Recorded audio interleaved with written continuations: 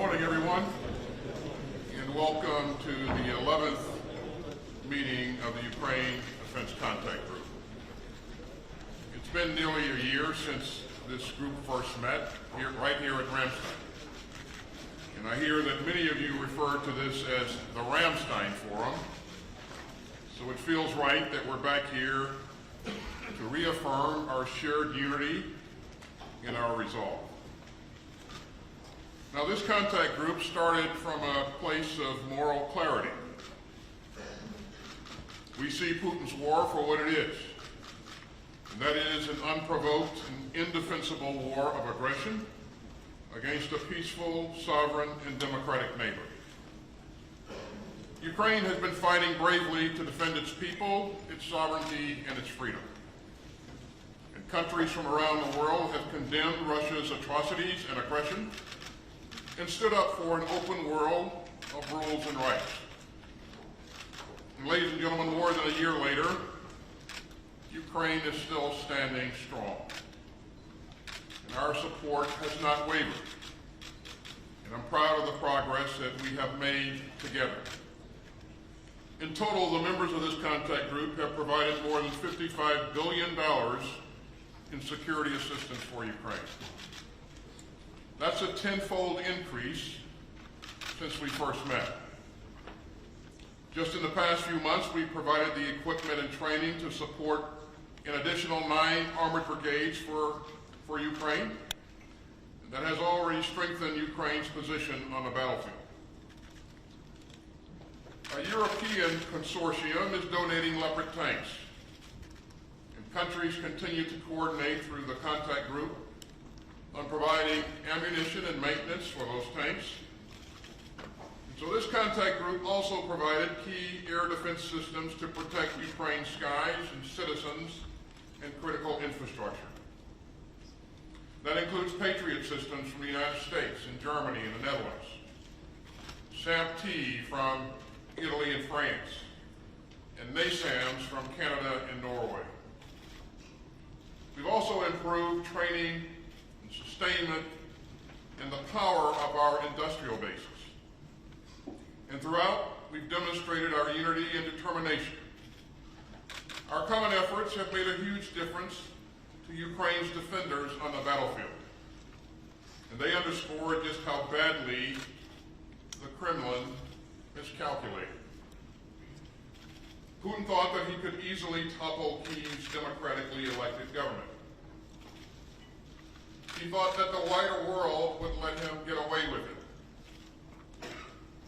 He thought that our unity would splinter, but he was wrong on each and every count. And as we come together again at Ramstein, the world hears our voices loud and clear. The world sees what we've achieved together.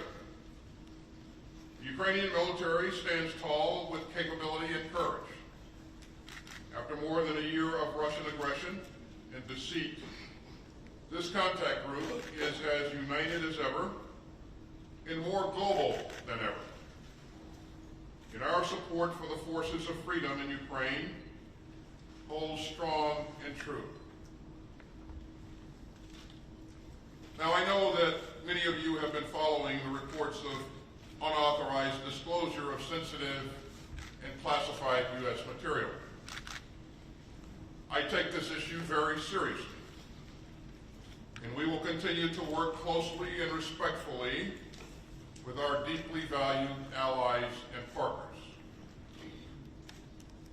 As I've discussed this issue with our allies and partners, I've been struck by your solidarity and your commitment to reject efforts to divide us. And we will not let anything fracture our unity. Now, we're joined again by my good friend, Alexei Reznikov of Ukraine. And Alexei, we're looking forward to hearing directly from you and your team on the state of the battlefield and your most urgent requirements. I also want to thank each country joining us today. You've shown that nations of goodwill from around the world reject Russia's cruelty and aggression.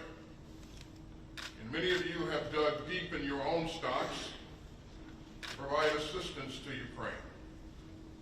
And some of our allies, like Estonia and Latvia, have donated more than 1% of their GDP to Ukraine's cause. The European Union recently announced an important initiative to ramp up the industrial production of ammunition. And through the work of our national armaments directors, many more countries are also boosting their production of the ammunition that Ukraine so urgently needs. Now, earlier this week, the United States announced our 36th presidential drawdown of security assistance for Ukraine, valued at $325 million. So we've now provided more than $35 billion in security assistance to Ukraine since Russia's full-scale invasion began. And in this last package, we've included more ammunition for HIMARS, additional 155 millimeter and 105 millimeter artillery rounds, and important anti-armor capabilities. And every step of the way, we remain focused on ensuring the accountability of our assistance along with our Ukrainian partners. Now, at today's contact group meeting, we'll focus on three key issues: air defense, ammunition, and enablers.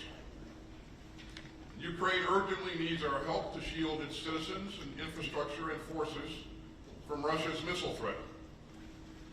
I also look forward to getting an update from General Aguto, our commander of the Security Assistance Group Ukraine, on our work to build Ukraine's armored combat power. We'll also hear an update on our progress toward maintaining Ukraine's equipment for the long term. So we all know what's at stake. For more than a year, Ukraine's forces have defended their country and their fellow citizens. But they've also defended the basic principle that autocrats don't just get to assault their smaller neighbors. And the value and skill of Ukraine's troops have inspired the world.